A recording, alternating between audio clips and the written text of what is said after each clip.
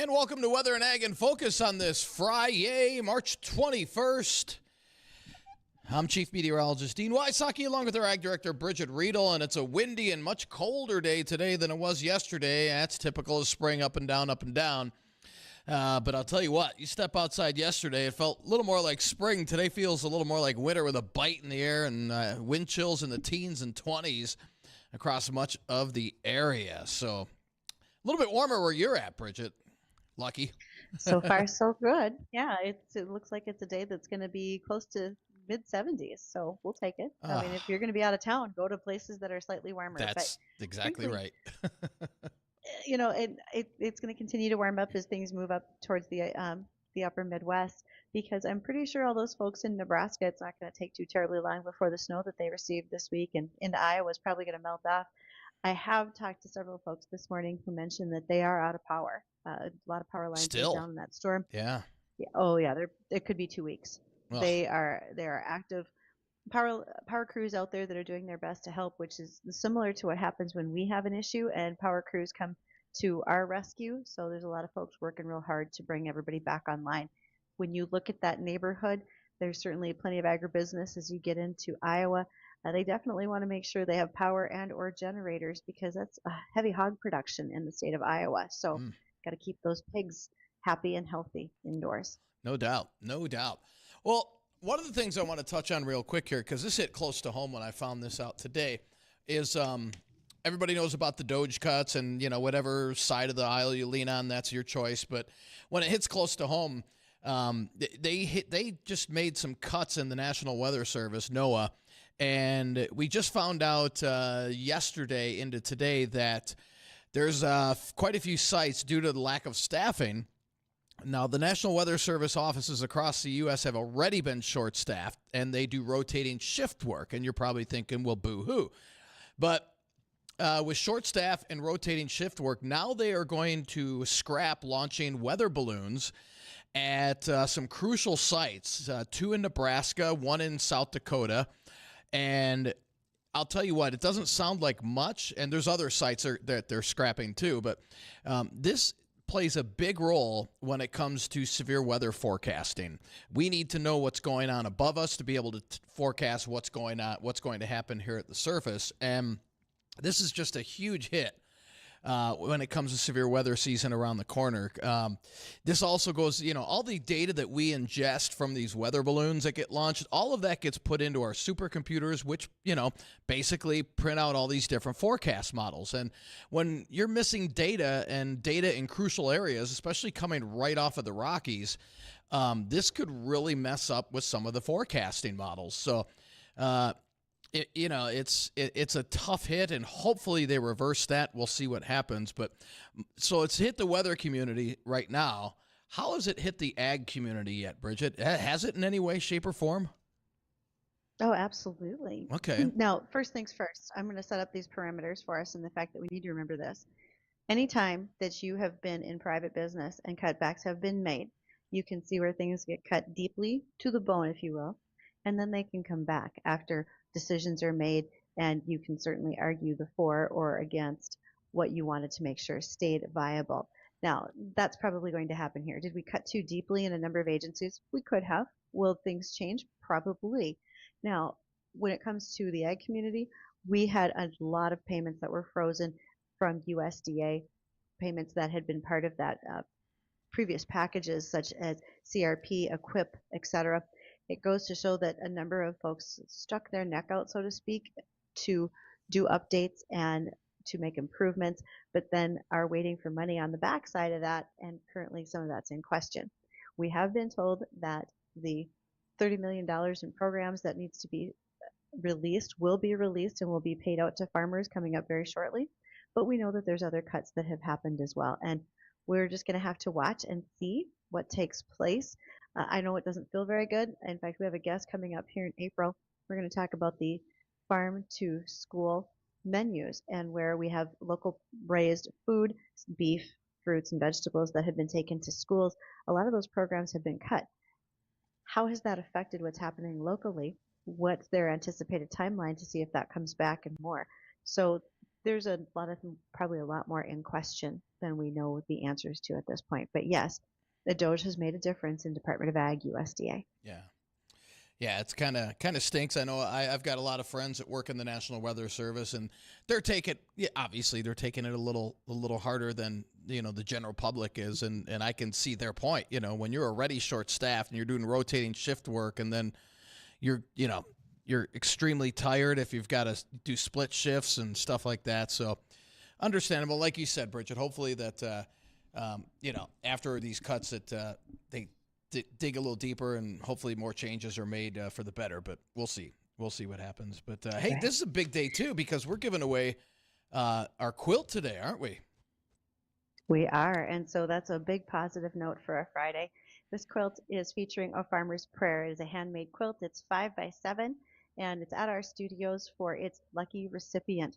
I have been taking nominations from those who wanted to nominate their favorite farmer or farm family to receive the quilt. And the quilt is indeed sponsored by Thieving Oil and Propane, Fullerton Elevator, Sendak Cooperative, as well as Tripoli Incorporated.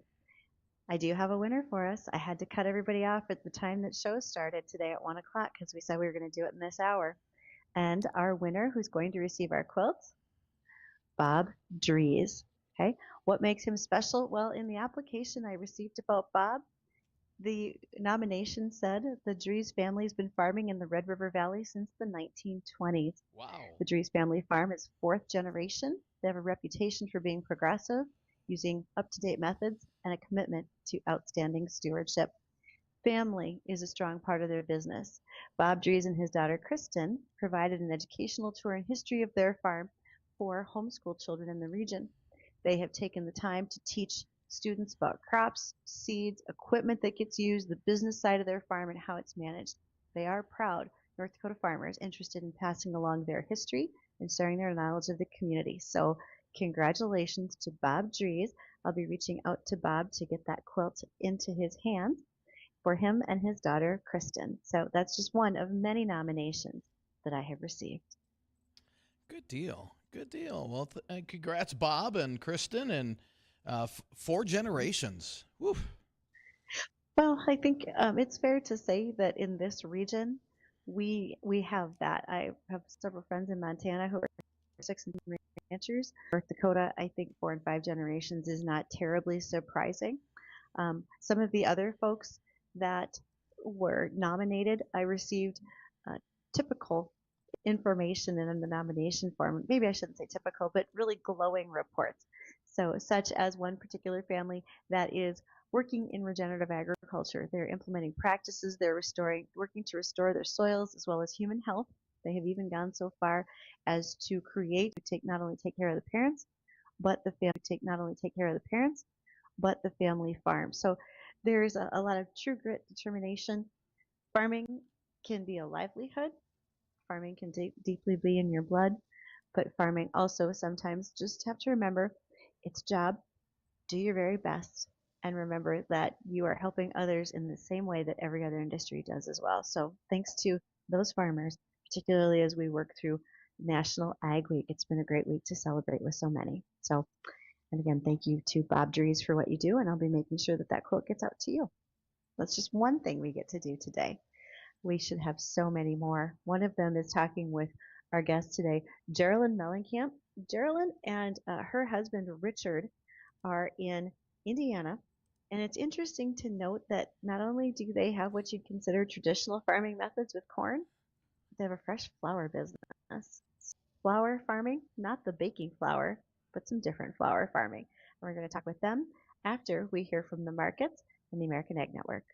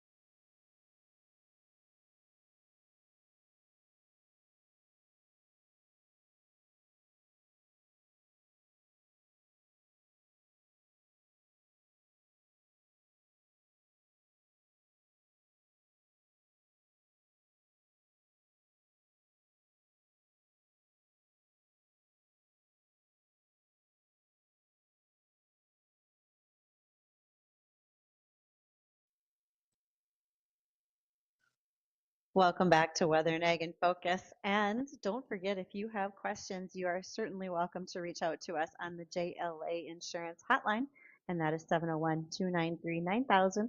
We take emails, weather or ag at flagfamily.com, and you can watch us on YouTube, Facebook, and Acres TV. We are under WDAY, Weather and Ag in Focus.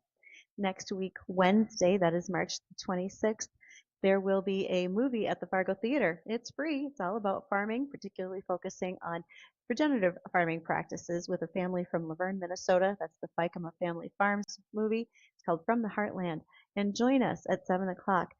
After the movie, there will be a question and answer panel. I'll get to moderate with some of our area farmers. I'm looking forward to doing that to cap off what we've done to celebrate National Ag Week. The movie's free, the popcorn is free, and we'd love to have you join us. Again, that's the Fargo Theater next Wednesday night at 7. We have a guest with us today, and in a way, in my head, I had to giggle a little bit because they are the Mellencamp's from Columbus, Indiana, but it's near Seymour, so I really have to ask if there's another Mellencamp that y'all are related to in that neighborhood, or am I drawing too far of a conclusion? That's about every mountain camp, I think, is from Seymour. So, same guy came from Germany, but that's probably the extent of the relation. Okay, so maybe there's some distant relationships, and you guys don't mind playing a little John Cougar Mellencamp when the flower farm is going. So that sounds fair. So Geraldine and Richard, it is wonderful to have you join us today. Let's just start out by, I read an article in regards to your operation that was in John Deere's The Furrow magazine. And it sounds like you've been farming, but then there was a slight shift in direction. So who wants to start that discussion and explaining it to us? Sure. So we were early on in our marriage. We didn't have kids yet. And at that point, Richard was engineering during the day and farming at night. And I really kind of needed a hobby, but and also I always enjoyed cut flowers, and I was buying them in the grocery store. And my mom, she said, you can grow great flowers here in Indiana. You should try it. And so with my mom's help, and I always tease Richard about not buying me flowers. So I just decided to grow my own. And I think he would say probably to the advice to other husbands is just buy the flowers, because it turned into something a lot bigger for us. But so now we frame it as diversifying our farm. Yes. So I think diversifying is a pretty fair statement for what you do now. All right. You were farming. Would I be correct to say corn and soybean farm before you moved into the diversification? Would that be fair? Correct. Yes. Yeah. Any livestock? So you were already looking at using manure and some green fertilizer methods as well before the flower business came along? I grew up with cattle, but for the longest time, it was they were more pets than actual commodity we were producing, and eventually kind of got out of that. And so we had a need for, something else on the farm, it seemed like. And we've got 3 small children now, and I know farm equipment, even since when I was a kid, has gotten so much larger to operate. You're not using a 50 horsepower tractor anymore. It's several hundred horsepower. And a lot of people have livestock, and that's really good to get children in on farming and agriculture. But, we didn't have that. And quite frankly, livestock, you got to take care of once or twice a day. And that's not something we really wanted to have that, commitment full time, as busy as we were. And so flowers, just like other crops, you can leave them alone a day or two, and kind of looking forward to getting our young children more involved, on the flower farm as well. Really small equipment, more hands-on chores type stuff that you would get with livestock. What kind of what different variety of flowers are you guys growing right now? A lot. It depends on the season, but we We probably have 10 to 15 different varieties in our 3 greenhouses right now. As far as our spring crops, the 2 biggest would be tulips and ranunculus. Um, and then in the summer, we do field crops, and there's uh, numerous, probably 20 different kinds. We'll grow, you know, 5 to 10 different kinds of sunflowers. How many sunflowers do we grow a year? I've got about over 100,000 seeds Yeah. So, ready to plant. So we succession those weekly. yeah. And so Okay. it's, There you you're go. always having, those are blown open. We harvest right when the petals start to open. So those got away from us before we could harvest, So they're good for which, photos. yeah, which usually happens. But along with sunflowers, we plant zinnias, celosia, A few acres of dahlias yes, every summer. cosmos. So Yeah. quite a few different. These are our field grown tulips. One way we've tried to kind of improve each year is on the edges of each season, utilize the greenhouses. So we grow greenhouses in the tulips in the greenhouse and in the field, so that we'll have tulips about 6 weeks earlier than if we would have had them just in the field production. Um, and that way we can kind of get to our customers earlier. That's the ranunculus. Picture of it there. We are knee deep in that right now. So Okay. I'm going to back up just a little bit. So you've been farming corn and soybeans, and where do you start with the flowers? I feel like this didn't just start out with, all right, we're going to put this third of an acre into some flowers. Was it a lot bigger operation than that? And what have you expanded to at this point? Because I did hear you say acres of zinnia. Um, well, he can answer about the total acres. I'm not as good. I did not grow up in agriculture. I just married into it, so I'm not as good as the numbers on acres and whatnot. But really, my mom and her background, just as a hobby gardener, kind of got us into it. But we also, I will say, the flower farming community is extremely collaborative and shares information in a very open way. I would say much more so than the corn and grain or corn and soybean community. And so we've taken courses from other flower farmers and have found mentors and people who are a few years ahead of us. I would say the American grown community started about 10 to 5 to 10 years ago and is growing. Um, so we've really leaned on others to learn, but certainly Richard's background and his agronomic expertise from the grain farm has definitely and his mechanical expertise. We're always, changing equipment in some way to modify it to work for us on the flower farm. And those 2 things really set us apart, I would say, from our peers. Yeah, I'd say traditionally, cut flower farming is more gardening focused, whereas Hmm. we're trying to be like with what she talked about, some peers and people we've learned from through social media that were maybe more vegetable focused in the past, but that more production mindset of, okay, what can we grow well, what can we grow At profitably scale. at scale, and how do we mechanize as much as that process as possible. You guys, there, I have so many questions. I mean, we're talking, what are you changing for mechanics? We need to talk about planting and fertilization, and are you saving seed? And we're going to do that after we touch on our bottom of the hour news. So it's going to be rapid fire, and we're going to return with Geraldine and Richard Mellencamp. They are from Columbus, Indiana, and we're talking about fresh flower farming, something a little bit different than most of you do, but we'll find out more after this.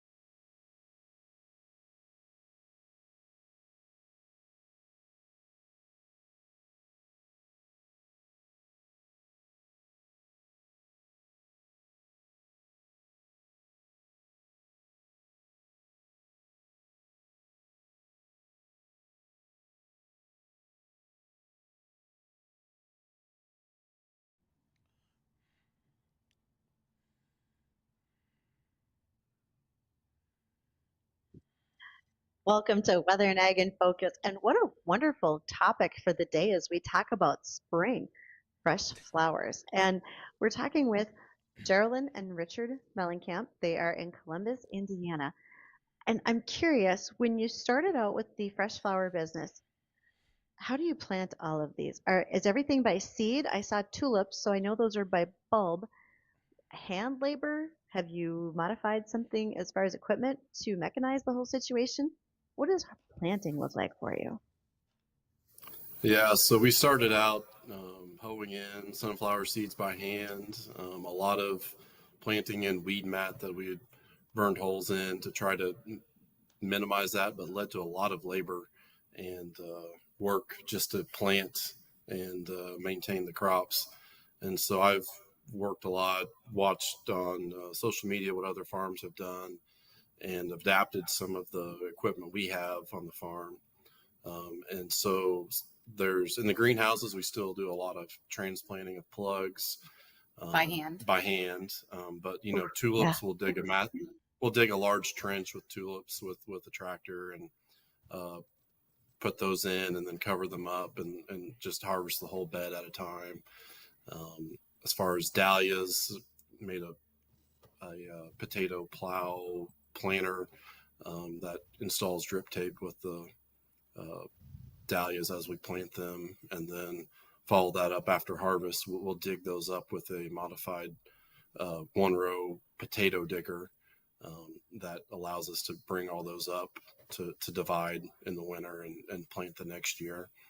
And then something that borrowed from watching vegetable farmers, a small narrow row vegetable planter that allows us to plant those sunflowers and other crops that really like a 7-inch row spacing instead of your normal 30-inch row spacing that we've got on the farm. So we get those right sized sunflowers for like a bouquet versus a giant sunflower head, which isn't going to look good in a vase on your kitchen table, Right. for instance. That's sort of overpowering.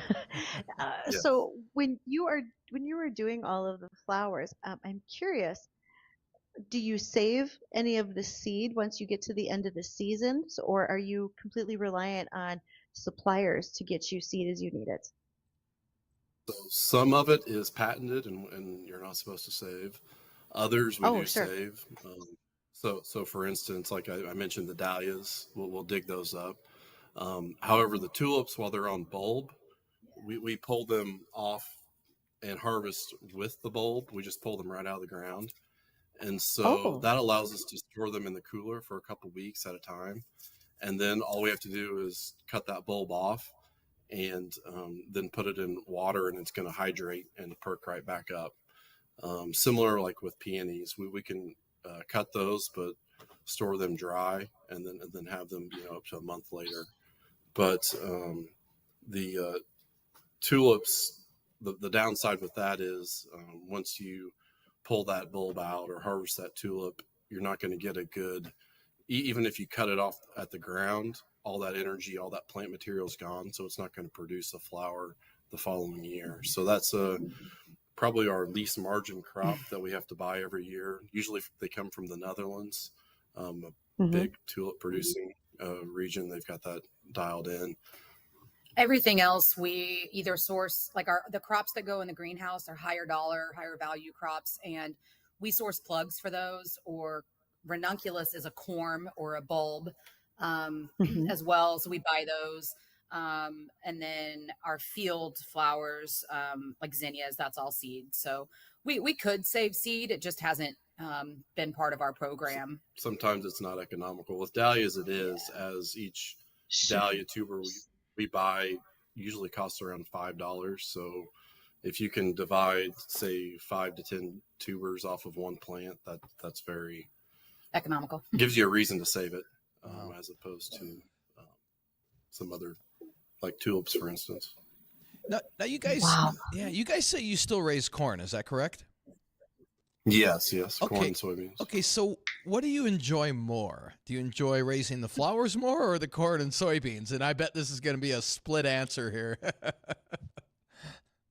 I'm much more of a row crop farmer. I'd say my brother enjoys the flowers a lot more. He helps us, and so I've got a small, just a 25 horse John Deere tractor, and he's put probably 400 of the 450 hours on it so far. Wow. Planting those successions of sunflowers and just keeping all the crops in order. So it's different options, but again, like I've used our 4730 Deere sprayer with a 100-foot boom to reach out across our dahlia beds and spray them with insecticide, fungicide.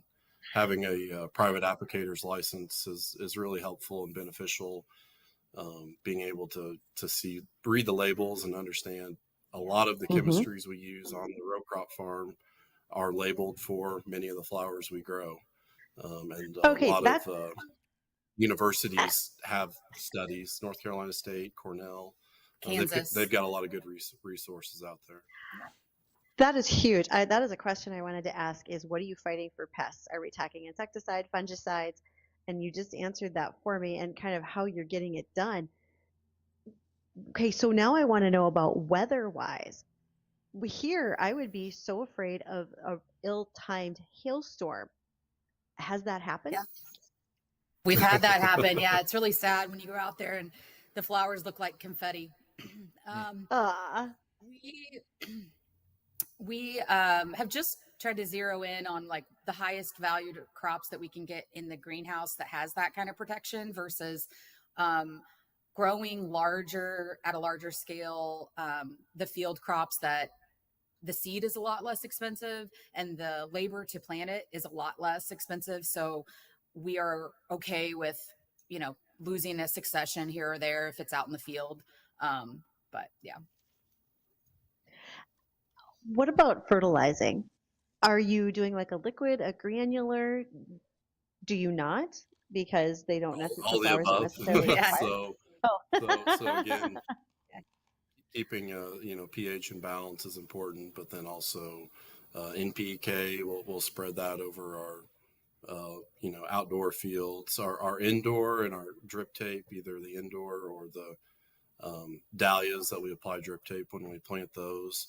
We'll put a lot of liquid fertilizer. Generally, it's the in-furrow fertilizer that's left over after planting corn for the year. So it's got some NPK and microbes and all that good stuff in it as well. Okay, so now I've heard you say greenhouses. How big are the greenhouses? Are you selling flowers like in the spring for people to come in and pick up transplant seedlings, etc., to take home to plant in their own yards, or are you keeping those greenhouse plants strictly for yourselves? So we grow in the ground in our greenhouses. So we don't have any tables or no hanging plants, no transplants. Everything is in the ground, and we're growing really high value crops that are mostly used for the wedding industry in the spring, like in the April and May. And also crops that their coloring would be damaged if they got wet from overhead watering, or rain. So you've got to have them inside a greenhouse to protect them, and they need a little bit more consistent environment than outside, field conditions. So yeah, right there is a good, if you can see, all the crop, everything is planted into the ground, and the greenhouse is just there for protection, basically from wind and rain.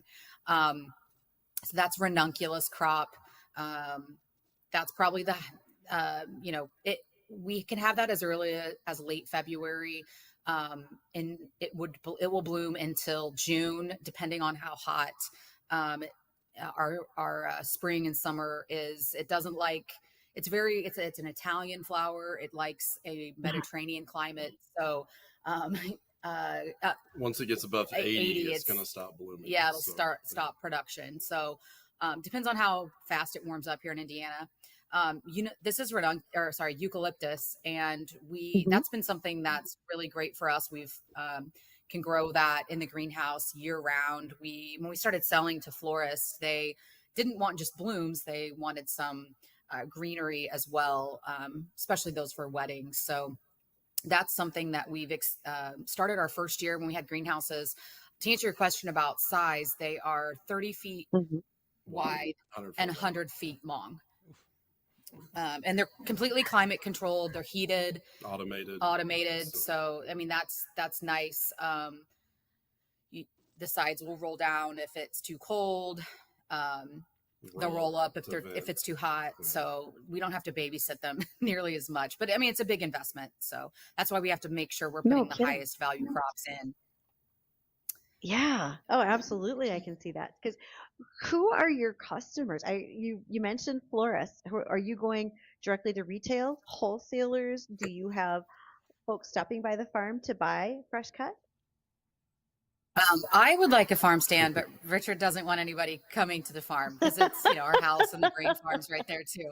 Our biggest customer is direct to consumer through our subscription model, where we deliver whatever's fresh on the farm. Some people get it weekly, every 2 weeks.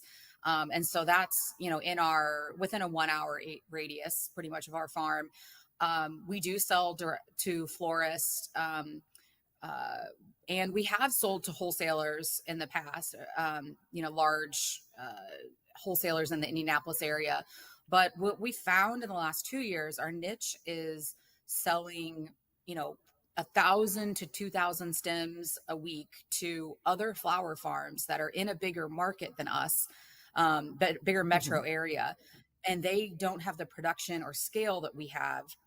And so they have the customer, base and the marketing. So we're selling to other flower farms. That's awesome. Okay. So also, what are you doing on a year-round basis? Because I think about the blooms that you're working with, and I specifically think spring, summer, fall. Do you do something as well for the Christmas season that keeps you fully functioning all year round, or is there something else that's taking your priority in the winter months? We have kind of made a concerted effort to leave out of the Thanksgiving, Christmas, and Valentine's Day holidays because we need a break. This isn't what Richard or I do full time, and we have increased our staff, but it's just a lot less predictable in terms of bloom time when you're dealing with really cloudy days, cold days. So our season is mostly March through October, or frost. And we just find that we need that break in the winter, both on the grain farm and the flower farm. So, I mean, there are still crops, the ranunculus we start in the greenhouse in September, October. It's a 6-month crop. So versus most of our field crops are 90-day. Our sunflowers are 45-day. So wow. Yeah, we just need that break. Yeah, it's just like grain farming. It may be a downtime, but there's still a lot to do. Like she was saying, we're starting crops in the greenhouse over the winter. We're dividing dahlias and packing them, getting them ready to go. So there's quite a bit to keep an eye on, keep the greenhouse heat running, keep everything watered, and repairs for next year too. So it's similar to farming. A lot of people think you're just working, spring to fall, but there's quite a bit in between as well. I'm so glad you clarified all that. And for folks who want to follow along with your story, I do believe besides a website, you also have some social media. So please share that with us. Yep. So laurelynfarms.com. That's my older sister, Lauren. It's her name, and my name, Geraldine, kind of smashed together. And then, our at Laurelyn Farms on Instagram, and our Laurelyn Flower Farm, on Instagram and Facebook. So we aren't as active on social in the off season, but we're getting there, and we're always trying to encourage our younger help that comes on to help us in those ways, since we're, elder millennials.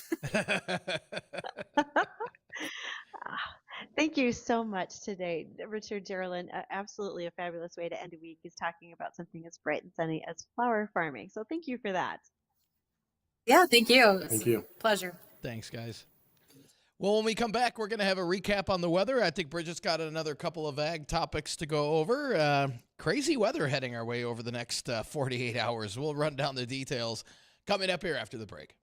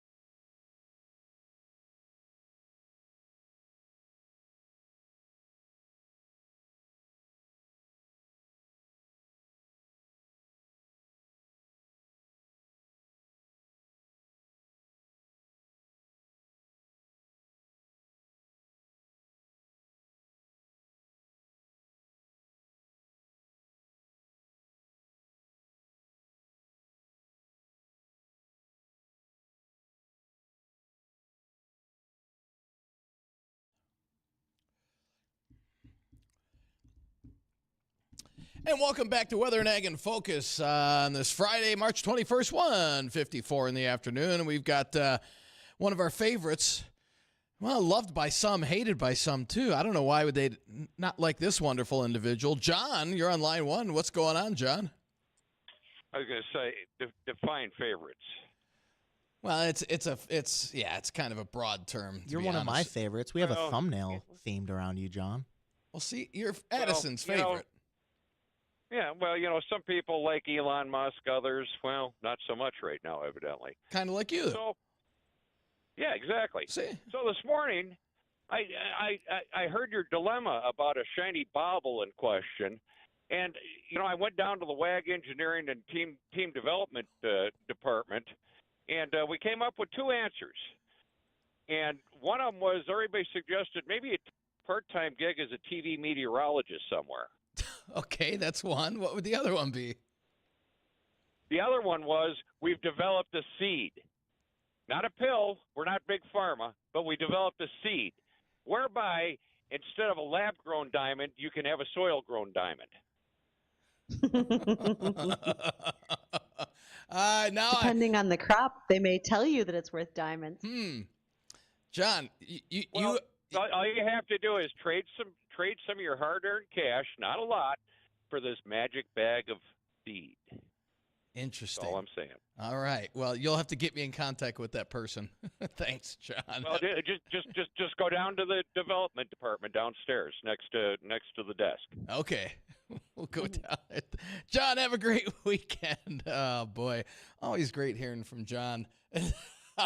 Okay, there we go. I don't know if you're watching online. That is classic, Addison. We need that sometimes. That's about how it feels some days, doesn't it? Well, let's take a look at the forecast because we do have some better weather ahead, but we've got a few bumps to go through first. We've got a lot of sunshine out there right now. Windy conditions, though, with temperatures in the 20s and low 30s, and we're pretty much going to stay there for the rest of the afternoon with those north winds gusting over 30 at times. Tonight, down to about 10 to 15 above, and then tomorrow, breezy out of the south, southeast winds about 15 to 30 and gusting higher at times with highs in the upper 40s, and then a pretty strong clipper system comes our way. That's going to drag down some windy and colder weather for Sunday. We'll have north winds 20 to 35, gusting up to 40, a few snow showers, less than an inch accumulation. Not looking at much here in the FM area, but if you go in the far northern valley, northwest Minnesota, those areas could pick up 2-3 inches of snow, along with the strong winds. Could have some travel troubles up far north, right up along the Canadian border. And then as we head into next week, we start to warm things up. Low to mid 40s on Monday, and we'll be pushing 60 towards the end of next week. So we're going in the right direction. Still looks like we'll have some unsettled weather as we head into the next weekend and the first few days in April. So we'll keep an eye on that. We could use the moisture. Boy, could we use the moisture. And according to the LRC, we've got something coming in here right at the end of this month, start of April, which would be next weekend. And then, again, mid-April through the end of April, that's when we go back into our stormy part of the LRC cycle. And that's when we're looking at the potential for some much more widespread precip around the area. Fingers crossed that does pan out. Looks like a pretty good shot that it will, especially the end of April. We could have a big one around here towards the end of April. So that's something we'll be keeping a close eye on. Again, Bridgette, we need the moisture around here. We're 2 feet below normal when it comes to snowfall on this season. That probably doesn't surprise a lot of people, but boy, that's back-to-back dry winters for the most part. So hopefully we can kind of change that around like we did last spring, where we got quite a bit of rainfall in the spring. Rainfall tends to do that. Other things to keep in mind, folks. Well, apparently, due to a new study, you may be less depressed and less anxious because you drink milk. Those who drink plant-based beverages apparently can have about a 14% higher chance of depression. So have a glass of milk this weekend and feel good about it. Good deal. Good deal. Well, for Bridgette, myself, I want to thank everybody for joining us on Weather and Ag. Don't go anywhere. The Jay Thomas Show is coming up next.